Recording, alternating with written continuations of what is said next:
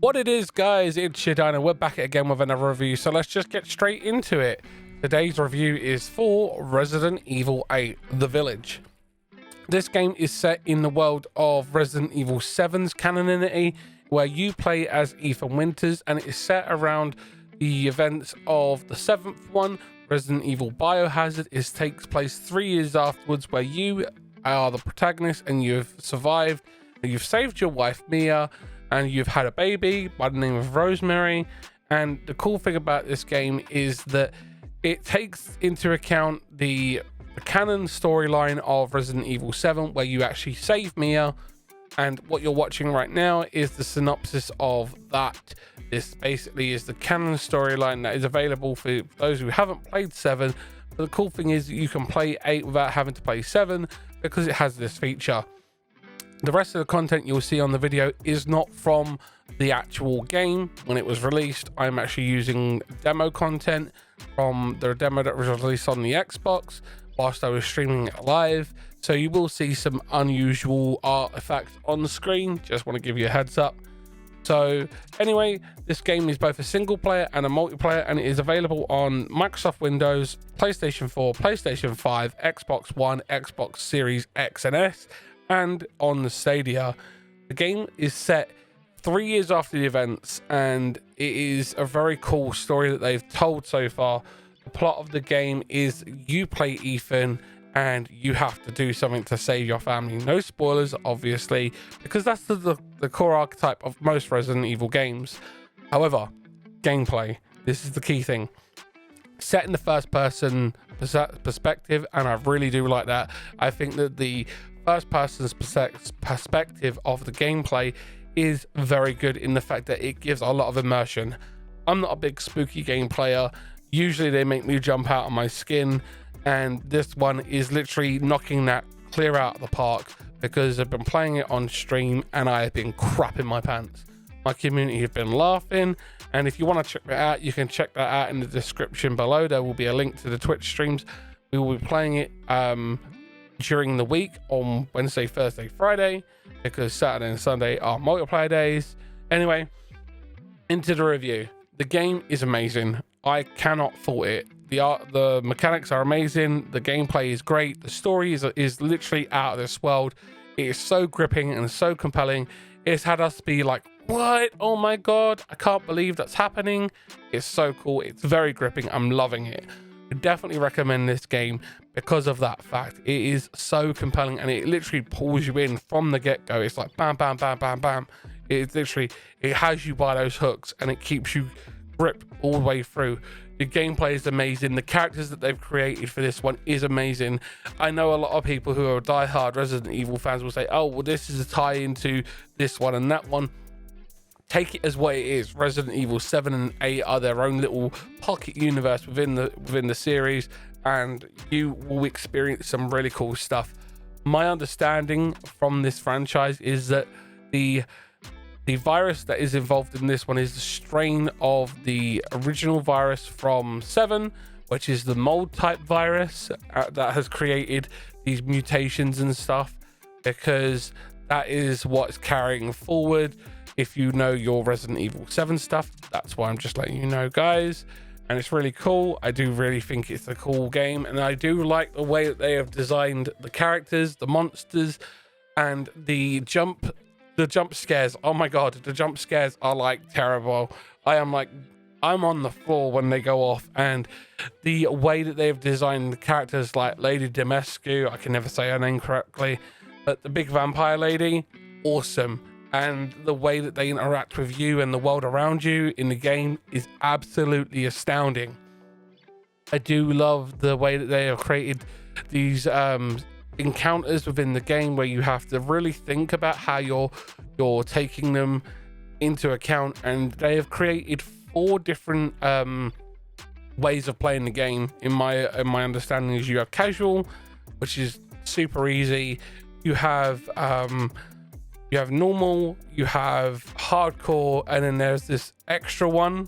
The 3 that are most important is the normal, the hardcore, and the shadows mode, I think it is. those are the 3 modes that I want to focus on in this, and let you know that I'm playing it on normal. Normal is still a challenge if you're not used to this style of gameplay. Very, very cool, very, very good. I've enjoyed it. The game has killed me a couple of times. I have died a couple of times on stream with it, but it's an easy game to adapt and learn. You can play through it on easy with just as much fun, because I know a couple of friends who are playing it at that difficulty, and they're saying that it scales quite well between easy, normal, hardcore, and the shadows mode. Shadow mode is basically like 1 hit and you're dead. Hardcore is you get reduced ammo and reduced healing items. It is just hardcore as nuts. It is literally crazy. Very hard, very difficult. And there will be people out there who will go for that harder difficulty, but you play it the way you want. Don't let anyone tell you any other way. However, I would like to point out that when playing this game, I am gonna stress this: explore. It is really good to explore, whilst it's terrifying as well, and you are gonna risk running into the creatures of the world, i.e. lichens or zombies or vampires, whatever it is that they are, depending on whatever encounter you have. They are gonna literally just be there to trip you up and keep you on your toes. The character you see on the screen, that's the Duke. He's the guy who is going to be around periodically. The guy must have like some TARDIS magic or something, because he appears in like the most obscure places where it's like, how the hell did he get there? For a character who is not the most agile looking, he is obviously gonna be using some TARDIS magic or something, because he gets into places that he shouldn't be getting into.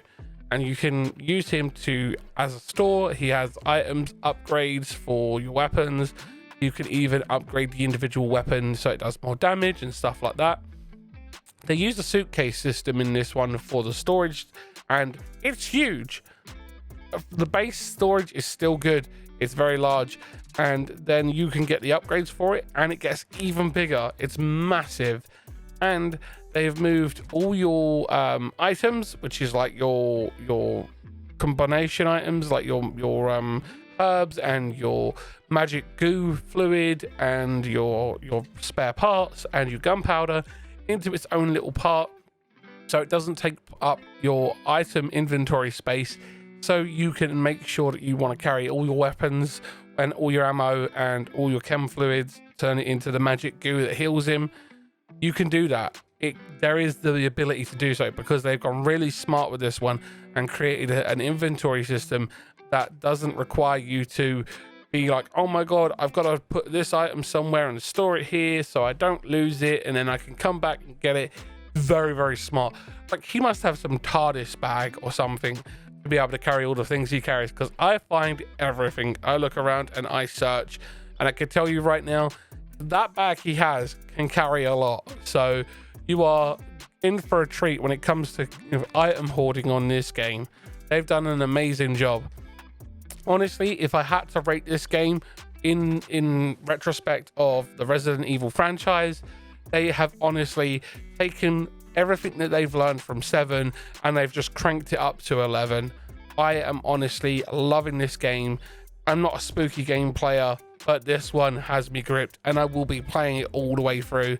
And I won't be going, oh my god, we're going to stop and we're going to take a break. We're literally going to play it through. We're going to go stream after stream after stream to play it through, so everyone can experience it on the days that we do single player games. This is going to be what we're playing for a while. I love it. I think they've done a great job, but I want to know what you think. If you think that it's not as good as the previous ones, and what's your favorite Resident Evil? This one is quickly becoming one of my favorite new ones, but my favorite classic one is always going to be Resident Evil 2. That one held a great place in my heart. I have played the remake of it, and it's really good. If you haven't played it, I definitely recommend that one as well. It is really, really good. However, I will say that there are some little things that are bugging me, like the way some of the characters interact with you. It just bugs me. That's just a personal preference. But let me know what you think. If you think that the characters are well done, if there are any things that you don't like in the game, let me know. There are things that you do like, let me know. comment in the section down below. And as always, guys, if you like the video, hit the like button. If you don't like the video, hit the dislike button. Leave a comment, share it on social media. It really does help.